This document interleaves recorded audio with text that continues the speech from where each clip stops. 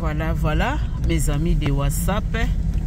Kandenge tolobaka, topesi bino mbote na kombo na Yesu, weekend kitoko, makambo nyonso ezala bien. Topamboli Nzambe po tozo kende na ane na suka. Kandenge tolobaka, aimer, liker et partager et kosala biso bien malamu mingi kolota. Toye lisusu na ba voice. Oto sengi oto lobi ba la voix. Donc ngana bino tozo tambola ensemble. Banana zwaki ba message oyo na onazui tonte. Nazana mingi koloba te. Tokolanda toyeba makambo nini oyo la voix alobeli biso. Soki boloki boye bolandi bo sanate na ko partager. Partager tindela muninga yebisa yeke la voix alobeli biso. Ngana bino tozolanda sikoyo toyoka makambo nini la voix alobi. Merci.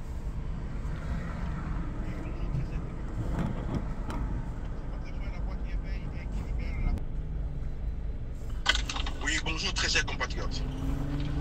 C'est votre frère La Voix qui éveille et qui libère la conscience congolaise. Le 5 novembre 2025. Il nous reste, je pense que 25 jours et un mois pour arriver dans 2026. En tout cas, je vous souhaite un bon mercredi à tous.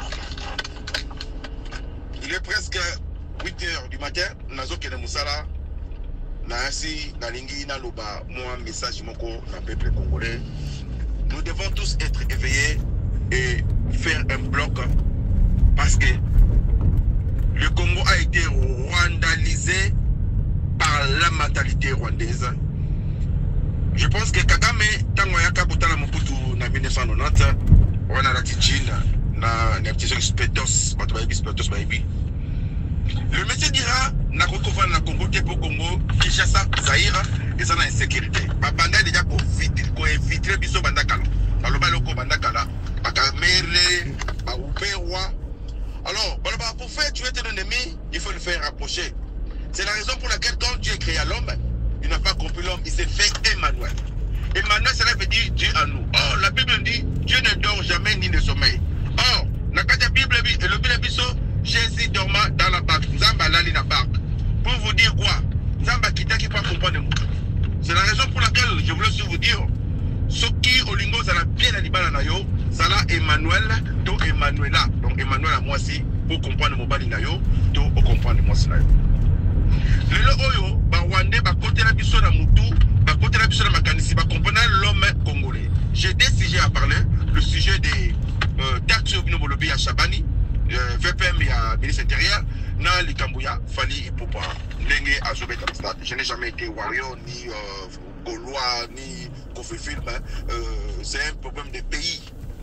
Pour mon bitumba ya Ali Foreman, et ça bitumba oyo, et ça là qui à Congo et Yebana. Je me rappelle, Foreman Kopolana ya Silikabi, na Olbanangé pour la Balingala. I didn't understand. I went to fight in the jungle. And the end of the day, all people from jungle, they was just voting one person. Qu'est-ce que je vous dis par là? Foreman Aloba, Akenda Kobunda na Zamba. Batunyosi ya Zamba, bazokumisaka mutumoko, Ali Bomaye. Parce que Ali a ébahi Kosola, petit frère Solola bien. Ali a ébahi Bakoko ne Bazaba Congolais, ça le savoir, ça même fait ADN, Bakinois, Bazaïwa. Alors, a ébahi Kosola, mais Foreman a zéko boudé, il y a un moment où Babakse qui est Kambuke, a Outa Moussana Mboua Naye, oui, l'histoire, il y a Abedi, il y a Bimana Mboua, il y a Foreman, c'est archi faux. Pour considérer que Makamundenge le loyo, parce que c'est la Chabani, ministre, il y a intérieur Makambuke, a Bakisi taxe $30, peuple congolais. Vous avez l'habitude de vérifier. Vous avez un problème sérieux. C'est la raison pour laquelle dans le Baka, pour Bandelanda, il faut Bandana Moboku. Moboku, c'est fondation ou fondement, ou bien Bigin et Bandeli. Fondation congolais, et c'est un problème sérieux parce qu'on a grandi avec les mensonges. À commencer par Moussia Zobimana, 17e rue, à commencer par Satongé, à commencer par Kinshasa, et pour finir par Mami Wata. Abimana tableau, sera tenu 1 plus 1 égale combien de Mami Wata Tangate, il faut le bégal 0, sur le bégal européen, à Kangio. Voilà, on a grandi avec tous ces genres de mensonges, et quand ici, Bissotina Likamwana, Congolais avait fait des prévenir. Kende Kinshasa, tellement de Bossamoutou. banda okima mbangu ya okima na mbangu koleka yo et puis alekio na mbangu et puis atunyo nini. Nous devons tous avoir l'habitude de vérifier les problèmes.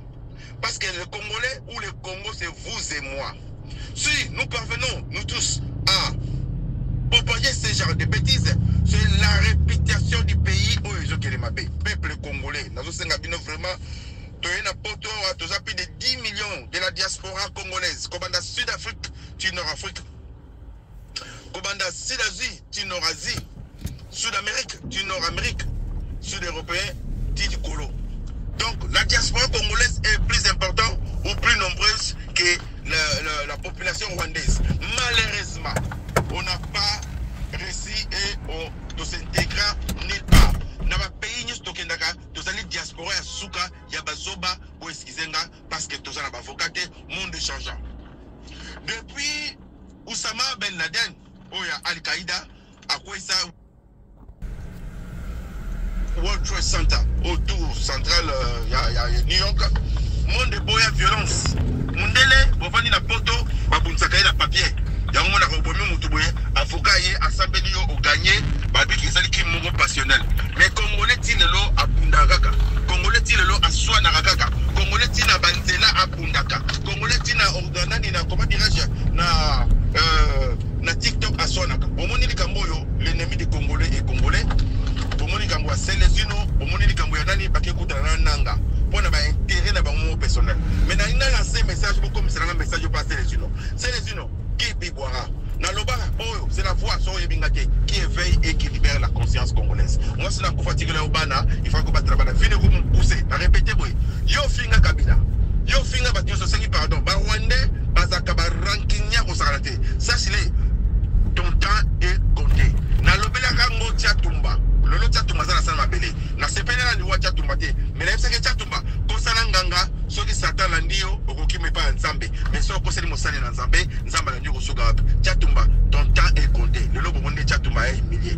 Bibelobi il y avait un homme dans la Bible, il s'éleva, le peuple cria la voix de Dieu non la voix de l'homme. Au même instant l'ange de l'Éternel le frappa, expiré et rongé par des vers na bandela tata wana telemaki batuba gangi aza ozanzambe ange de l'Éternel, soit que ange de l'Éternel, la Bible, Zamba frappé, a expiré. Expirer, cela veut dire a fiotuki. Ah, je sais pas comment tu vas dire, fiotuka. A fiotuki, a gondi, ba michopi, ba bini, ba verre de thé, ou tu ba bambou, ba leye, ba asili. Na souka dango, puisqu'il n'avait pas donné gloire à Dieu.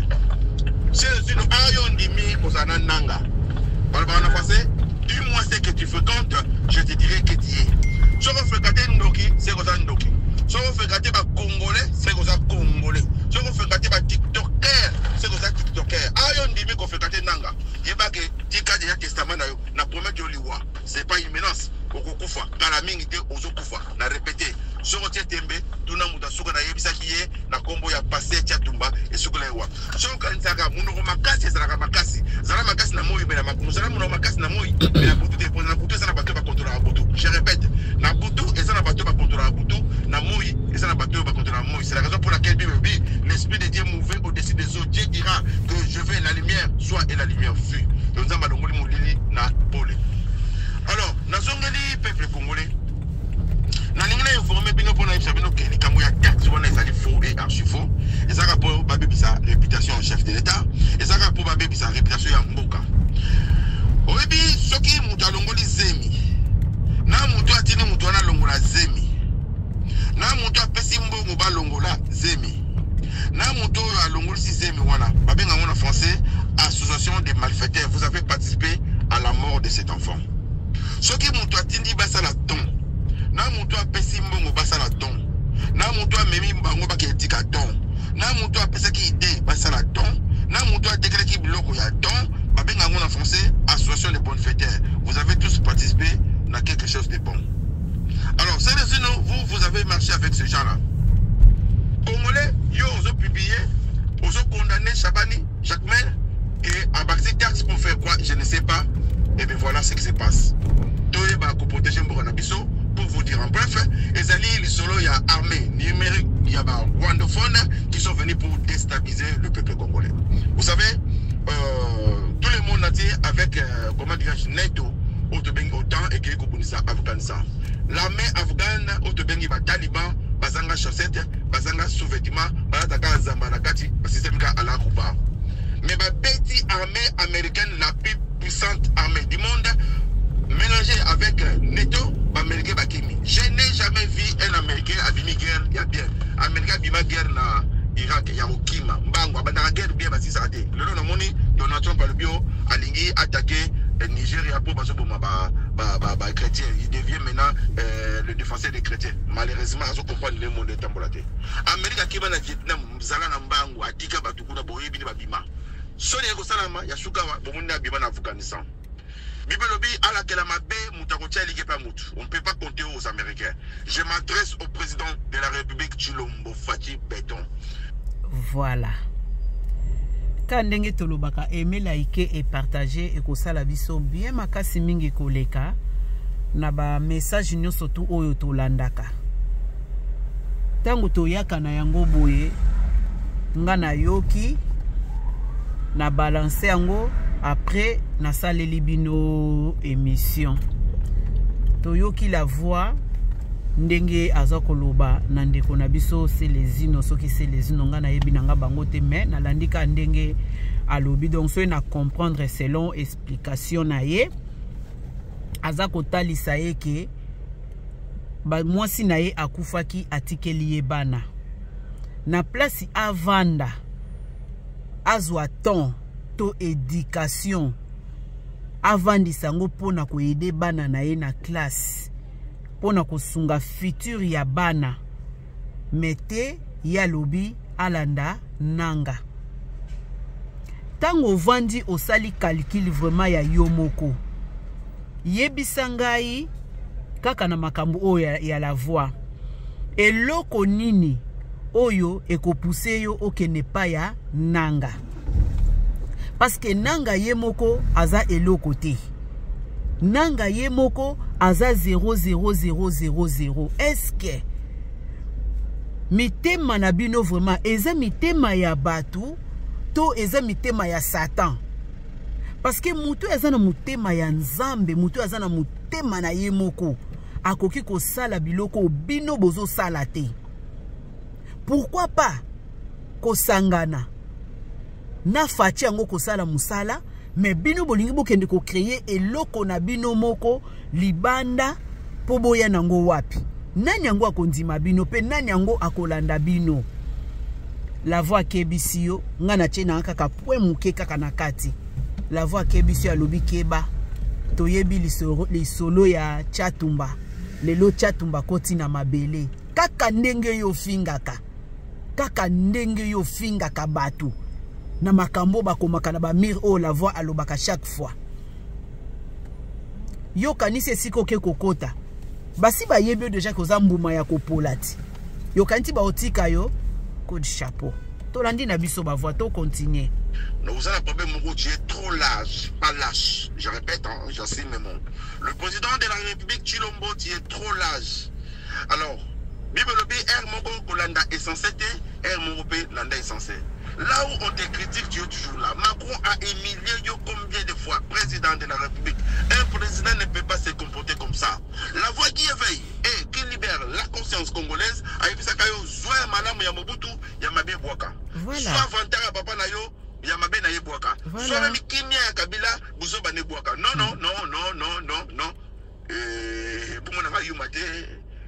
Je ne suis pas au courant. Et Talingate, Naïb Yamote, Prince, Ota Moussamboka, qui bidi, la lingala bakinois, posant mon akin. Non, on dit que Kinois Morazu qui a vu, qui a vu ma camoumé, Ota Moussa Petit Nayokutu, Ibrahim Traoré, c'est un bocatier, mais t'as le bloc en sala. Après, c'est qu'on sait chaque jour à la TV. Quand il passe à la télévision, vous voyez que c'est un homme sage. Je ne dis pas que vous n'êtes pas sage. Vous savez, l'intelligence, c'est quelque chose mais la sagesse, c'est quelque chose qui est inné.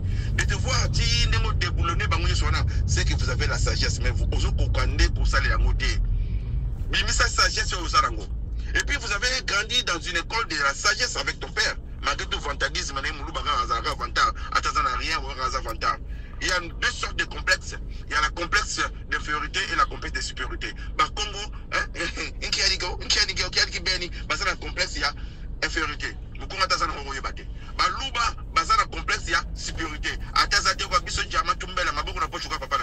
Le président de la République. Yo koli na atmosphère nyosona. Et puis ya suka nango o koli na kin. O bi question sali bêtise. To benga onongona. O sali ba faute, pas erreur. Qui ne semble pour moi na qui n'a pas pouvoir au salaire parce que banda Congo moi na mongo ti qui n'a pas pouvoir. Alors et tire la skoda maboko na yo na zo bisa yo. Réussite na yo so réussite ni pas mbola baluba. Échec na yo isa sonya baluba. Maintenant qui t'attend de savoir qu'est-ce que vous devez ou vous allez faire président de la République. Ça là makambo juste consulter batu na yo solo là na bango. Tia bato baza capable. Nous avons pas besoin ya baluba ba Congo Mongala ou Muswahili et le Mobutu qui c'est encore. Nous avons besoin de gens compétents à la place qu'il faut afin que notre pays avance. Je l'avais dit, je le dirai, je continue toujours à l'affirmer. Nous avons 40% des terres arables, mais jusqu'à présent, le peuple congolais meurt de faim. Or, le pays comme Ukraine, c'est ça la sagesse. Je dis toujours, qu'est-ce que l'intelligence? C'est la capacité à résoudre les problèmes des présidents de la République. Si vous ne pouvez pas résoudre les problèmes, cela veut dire, soit négatif, soit positif. N'avez pas cité les noms. Président de la République. Télémena Makambo, s'il vous plaît. Bana ya Ista, bana mayele bazakuna, pesa bango ba bourse, mboke kumotambolama, na loba loko, na répéter loko, la voix qui éveille et qui libère la conscience congolaise. Japon, ils allaient deuxième ou troisième économique mondiale, je pense que quatrième. Japon zana sous-sol mongoté, n'est pas dans le Congo. Japon zana makala, makala cela veut dire fossile. Et salami makala, il y a un makala, il y a plus pétrole, il y a pétrole, il y a makala. Mais technologie na bango est développée. On vend na poto. Stade le cola. Stade ya Real de Madrid. Et quand ça mbongo le gachekamine. Moi des gars. Parce que stade de Madrid et botsa ma diamant ba coltan, ba ça on a c'est.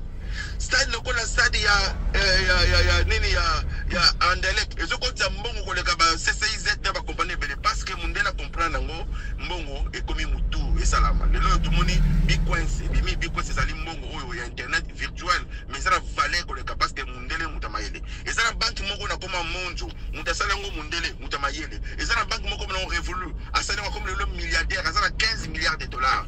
Pour à chaque fois ça la transaction vous avez donc $1. Vous comprenez, c'est ça l'intelligence. Nous avons des diamants, nous avons des or, nous avons des coltans, des combats, mais nous ne pouvons pas survivre, pas vivre, président. Parce que tout ça, ça sera dans votre tête. Au Banda Makamou, bien sûr que ça a raté. Nous avons interpellé présentement, personnellement, étant que le chef d'État, parce que Yondo est responsable, il y avait les sinistres, les Kiwana Foutou, tout bien en Foutou, il y a un Kiniti. Maman n'a pas Libanda. Moi, je suis l'un des sinistrés congolais. 1974. Tous les gens Bandalungwa. Bandalungwa, c'est Zindi a fait du Bukaka. Après, je pense qu'avant ou après, le combat d'Ali Foreman. Qu'est-ce que Mobutu fera? Mobutu a même mis sur la Kinkole. Il y aura bien président de la République. Je me dévoile maintenant. A-t-il mis sur la Daipen, domaine international d'agricole de commotion. Dans le bâtiment. Après ça, Mobutu a eu un peu Ndaku na. Comment on appelle ça comment après si je m'appelle na mon cali bien Kimbasek puis ça va être beaucoup de inauguré que toi. Alors mon père n'avait pas voulu rester là à Tegisiango avec Osuma sur le pango na Kitambo et ben voilà ce que yo yé au Pesimbongo au bana makamu bien aussi que ça raté ba maman là il s'amèrait va payer $6 millions $6 000 plutôt ba Kabola chaque personne va se mettre à pango bongo boy bah il ça va 2000 francs et 200 comment bah $200 pour pas se mettre on a lola de wapi et puis yo zo beta karaba bengani ba mbule beti libanda président de la République aux la capacité on a repris ça va monter ma pango na meka ou ne Mobutu salaki parce que tant Mobutu a pensé que papa la biso ma pango na Kimbase yo kuna sur tanga vraiment côté mon Kali cela veut dire il y avait vide comme le lot moni mekaou après Bandundu avant Bandundu et ça vide kuna non kara bon voyage yo mutali boso voyager na madame na yo c'est ces gens-là que vous négligez aujourd'hui. Ce sont les votants. Ces gens-là que vous négligez aujourd'hui, c'est la ressource humaine du peuple congolais. Vous pouvez aussi être l'un de ces gens-là. Non, yo voyage au Bimio Kenayo. Vous ne pouvez pas chercher ce bonga. Nayoki, il s'amènerait. Mes amis de WhatsApp, na ebité tangu tozwaka temps ya kovanda kolanda ba émission oyo.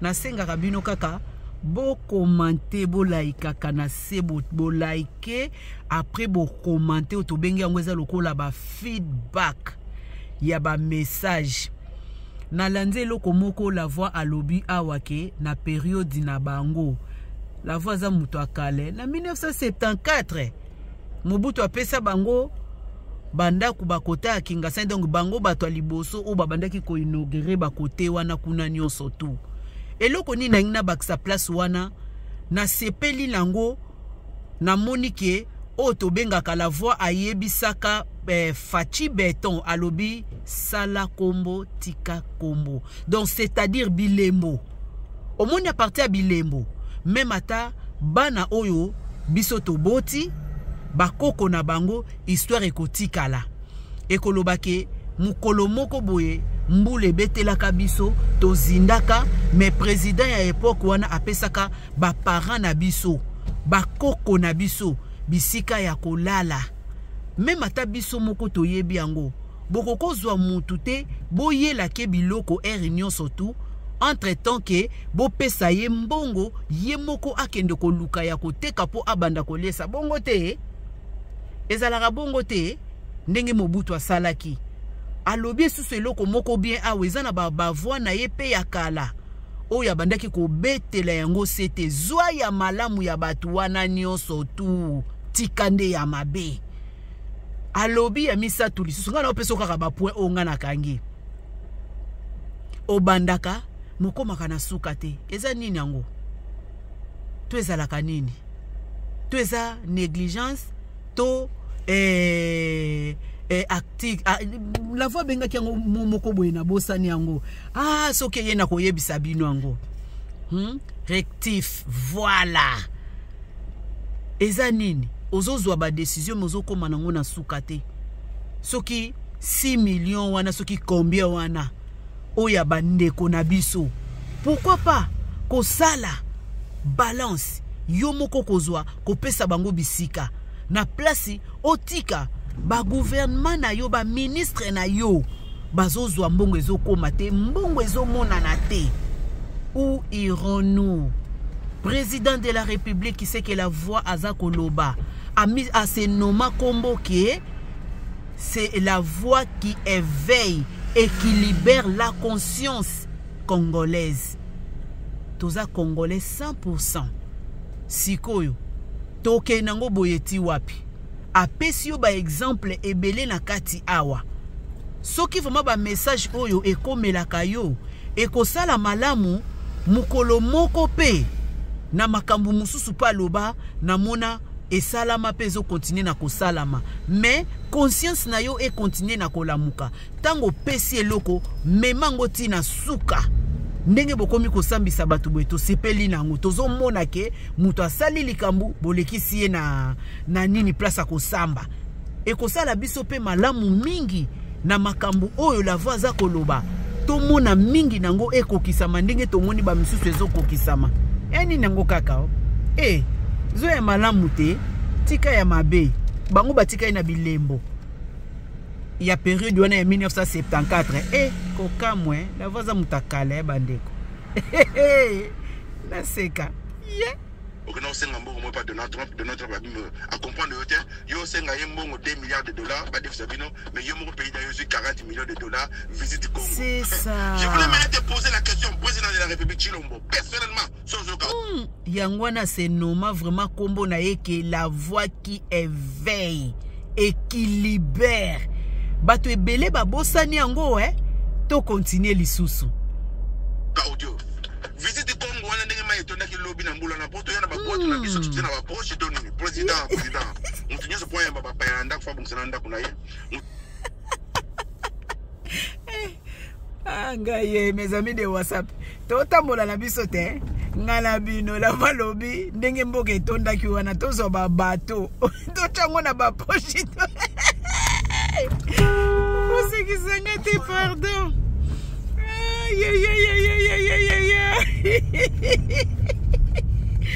Nazana quartier moko boye quelque part match ezobeta malelo ya ona lobina otambo na bino na lakisaka bino elongona mungongo ya la voix oyo ezosekisanga banda na bandaki koyoka ba message oyo na yebisaka bino kosekezaka bien mes amis de WhatsApp makambu la voix lobaka il faut kosekaka po fongola yo comme monsieur Longi Kubuka te la voix pardon papa bino na mama bino na ndimi te batikala kovanda ta mukolo moko bina makambo banda osana kimukie bazanga koseka nasi babanda ba mwana oyo makambo bato ese kota na poche ya moto.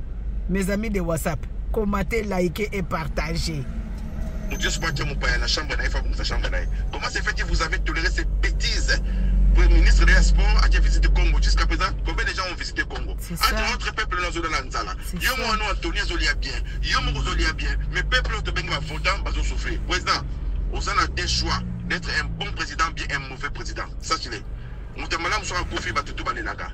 Ne balelaka bela les pères. Bon, yo so koufi le bordel là yo. Nous te mabé sur un koufi batu basepela ma case. Les lochons Kagame a koufi net pour ça la fête parce que Kagame a le sang congolais. Nous devons retourner. Dans le but retourner le cours, il y a patriotisme à la Congo, s'il vous plaît. Namoni, Balingi, pour Congo, ça rachète même la Lola. Congo, comment vous comprenez la Lola? Ministre Nayo a critiqué a saigné $900 000 pour supporter Fali Poupa. Na sepeli mingi na Fali Poupa, lobby qui y a saigné na Mbongote pour dire na ina sel makamus. Donc, Congolais, di kamus sous Chila. Mais j'aimerais mieux voir, s'il vous plaît, il y en a un kousou dans Kamboyo, il y a allé fortement en 1974, tout le monde a dit. Ezango ya Congo, Zaïre et Yebanaki Mokini Mobimba, Bazotu Nambo Zanini, grâce à combat à l'information. Aujourd'hui, premier africain sub-saharienne, on te baigne na combat ya Fali Poupa, à se mettre dans le stade. Ceux qui m'ont organisé, vous devez les supporter parce que ça le Kumamboka qui gagne, c'est le pays qui gagne. Maintenant, Kara, comme Pesa Mbongo, président de la République, je vais en charge. Yo moko personnellement na yebi osala makambe bele biso to tinda ki ondimo comme président mwana soka za nzana tongo aye parti papa ba foutie to ba foutie te souci les kaka papa je fais yo mo lukana ko pesa mbongo. Alors biso trouver biso ba solution président de la République aussi Daniel Safoso Daniel Bumba na yo cheye ki nezo bonga ngo ma ezo tonda ka donc au fur et à mesure bazolo ba ki nezo bonga et comme le ko la camembert plus c'est bon moi que je suis président de la République. Je vois ma en charge personnellement. Jésus pour Akende, à Foma qui va disciple n'a pas comprendre qui. Vous, bateau votre travail na bango, bazo lien na simana yo, bazo kosa yo, ozo mononga normal, bon mononga yumate, le bon voyager, ok ko le bando bandi ba discours na yo, jusqu'à présent tout le monde est retombé dans côté. Dans le bac dans le cours. Quand on est bozala ki na madame na yo, comment il s'appelle le logo au balai na stratégie, au bonheur va être reçoit. Moi c'est le boy na vie na yé. De la même manière, PPP, le ventre affamé n'a pas d'oreille. Président de la République, s'il vous plaît. Naïna Zongela, chauffons les Congo avec Kabila, Jean-Claude Mvouemba et tous ces macro-aventuriers là. Bon, ce qu'on m'a vu, quand la mec de mon nom de Koufa, 2026, mon nom de Koufa, tout le monde qui n'a chauffons les Congo. Le magouille de Kabila nous dira, je m'aimerais bien avoir un 5 Congolais qui peut travailler avec moi pour que tout change le Congo. Mais c'est ce qui m'a étonné. Kabila avait travaillé avec Jean-Paul Mvouemba. Jean-Paul Mvouemba était qui à cette époque-là? Tous ces gens-là, c'était qui? À part Jean-Claude. Tous ces gens-là ont travaillé avec Kabila. À mon avis, on est le long de mon cheveu Congo. Qu'est-ce que Kabila nous a légué pour aller au Congo? Pouvoir, il y a Mboka Congo. Mboka Congo, c'est maman Kabila. Kabila doit revenir au pouvoir. Ce qu'on a montré, c'est que Kabila va rendre pour savoir ainsi qu'on sait. Et puis, nous avons la moitié de vous ça va toi? Et Yindi, mes amis de WhatsApp. La voix. Zamba Pambola yo. Oumela. Na simbi point moko boye. Côté à lobby likambuya visite Rwanda. Nandenge Kabila et Nandenge Fachi akeko senga mbongo epai ya Donald Trump. Ndenge Donald Trump azongisi ye ayebisi ye ke na place bosala eloko bien bino bozui visite Congo bopesi mbongo kuna oya kosenga Fachi osolo la bien ko bilo mso eza makambo soni mbongo evandi na Congo wana yo simba lisusu soki peza ya solo to ya lokuta okende kosenga mbongo kuna ameno franchement bosala ya moko makambo bien po esepelisa biso pe esala biso bien makasi mbongo o bino bopesaki na visite Congo wana bokende nanu ko récupérer yango parce que to beta ki c'était la voix a betela ki yango c'était alobaki ke amone loko bino bolingi bosala nango kuna te pardon makamususu et comment opesa biso kanda tozo boya kolobebele poto bima ba impoli alors ba parents na biso ba edikaka biso bongo te na ba période ya Mobutu tokola na moi eloko moko ya bien atiki nanga la voix loba pour 30 minutes na biso ekoki. Vous jouez avec les gens. Vous jouez avec les gens. Parce que le pouvoir là, c'est pour Kabila, président de la République. Là, il a besoin d'alliance. Ça, c'est inadmissible. Moi, ça n'a pas de pouvoir. De même manière, tout le monde qui vendre président de la République. Yo kon na poto, tout le monde a joué après 35 ans, 38 ans, qui n'est pas allé. Maintenant, les Congolais, Moutassa a 50 ans, ils ont fait un balle, ils ont joué. Il y a au moins tout ça, raflement. Moi, c'est mon tour, ça. Je te dis, tout le monde est il y a le Premier ministre là, comment il s'appelait, Nokoya Mousito. Le Premier ministre là, la Ranaï. Moi, je suis besoin de Tamayene, Kabila Tcheyona, Allah la Ranaï, sur Alali, Alali Naï. Le changement doit commencer par quelque part. Dans le Congo, Zawana. Donc mutu moka kokoti kala za la sagité apesa ka batu conseil. Donc batu abongo bazate. Mais moi je vous dis, le pays là, je ne pas une menace ça. Le pays là appartient à Dieu. Si vous ne faites pas ce que Dieu vous a dit de le faire, président, aux ala hors service. Je répète. C'est ça. C'est pas moi. C'est ça. Le pays là appartient à Dieu. C'est ça. Bible oya ko tosa maloba nzambe akopambolama. Baimba soki na kotosa maloba na nzambe bana na kobota bakopambolama. Soki na kotosa maloba na nzambe musala na kosala ekopambolama. Motako vivre ka pona lipate kasi na maloba ya nzambe. Le pays là a été construit par Dieu. Ce n'est pas hasard. J'ai dit au fort, quel genre de Dieu est capable de nous donner tous ces minéraux là? Il n'est pas capable de nous nourrir. Il n'est pas capable de nous donner l'intelligence. Il n'est pas capable de nous donner la sagesse. Il n'est pas capable de nous donner comment Mayene Yakubong Samboka wana. Soit des hommes zoba, soit des hommes abisso. Président, tu peux aussi changer le pays. Moi, je compte sur tout, sur toi. Et c'est la raison pour laquelle chaque fois je te dis que Dieu bénisse les Congolais qui te protègent. Voilà ce que je peux dire aujourd'hui, mercredi, le 5 novembre 2025. Salomon a eu une sagesse. Quand Salomon a fait demander cette sagesse-là, il ne savait pas qu'il était en train de demander la sagesse vivante qui était Jésus-Christ. Car la Bible nous dit, avec Dieu, nous ferons des espoirs. Ce Dieu-là va écraser nos ennemis. Voilà ce que je peux dire.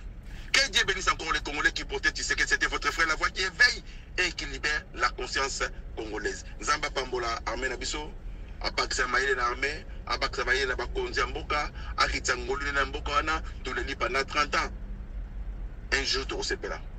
Bonne journée à tous. Merci. Wow. Nasi ngana bino tokomi na suka ya émission na biso. Quand ndenge tolobaka aimer, liker et partager, surtout bobo sanate. Na ko abonner na chaîne na biso et senga bino eloko makasi te, senga ka crayon te, biki te, papier te. Pe na tous mes amis de WhatsApp oyo balingaka, mes amis de WhatsApp kalate ngana bino na mboka moi. Tozo kiende kosala ba émission ya live tanka na bando kota nazo chabino nyoso tout na kati ya nzela po esala c'est bon epesa elengi na ba oya biso nyonso tout na sur tolandi bobo sana na kocha feedback te ba commentaire na bino bokomela nga na WhatsApp te tango fungoli boye na lien na biso tia commentaire na lien na biso lolenge mama Isabelle Sita asalaka lolenge Astrid Nganda Musuku asalaka lolenge Rose Bushabu asalaka ndenge pe mwana ngai oyo Senabu asalaka soki amoni boye atiaka na kati place wana bozongela nga na WhatsApp te ekosala bien YouTube alingaka ba commentaire wana YouTube alingaka bato baza ko like alors ba émission na biso ezaka ba émission moko kitoko makasi nasi toyoki makambu la voix à lobby toche ba commentaire na kati wana to sali pe moi synthèse na biso moi mukie na kati on apena moi analyse na biso moi mukie na kati abeti sete akebisi selesino soki selesino to luka photo na yebo komona ngona ebandeli wana alobi keba okoya kotika bana okota na mabele lokola chatumba basepelaka na liwa ya mutote. Alors on vous love, que Dieu vous bénisse, et week-end ezala kitoko, bye bye.